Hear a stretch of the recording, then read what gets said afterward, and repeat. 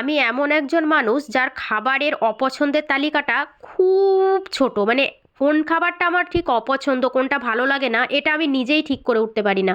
আমি সব ধরনের খাবার খাই, তবে হ্যাঁ, আমিষ আমার সবচাইতে বেশি ভালো লাগে, নিরামিষ খেতে আমি পারি না। তবে নিরামিষ যে খাই না তাও কিন্তু নয়। কেন এই কথা বললাম, যে আজকে যে মাছটা আমি খাচ্ছি, এই মাছটা অনেকেই খায় না, তবে আমার দুর্দান্ত লাগে, মানে অপূর্ব স্বাদের মনে হয় আমার এই মাছ। তবে তার আগে বলে দিই, প্রথম পাতে ছিল তোমার শাক, আর ছিল আলু দিয়ে সিম ভাজা, যেটা আমার শীতের প্রিয় সবজি। আর যে মাছের কথা বলছিলাম, এটা হলো সেই পাঙাশ মাছ, দুর্দান্ত স্বাদের। ছোটোবেলায় এত খেয়েছি, এখন বড় হয়ে সেরকমটা আর খাওয়া হয় না, কারণ বাড়িতে আসে না। এই দেখো, পুরো একদম তুলতুলে নরম তেলে ভর্তি মাছের পেটি নিয়ে নিয়েছি।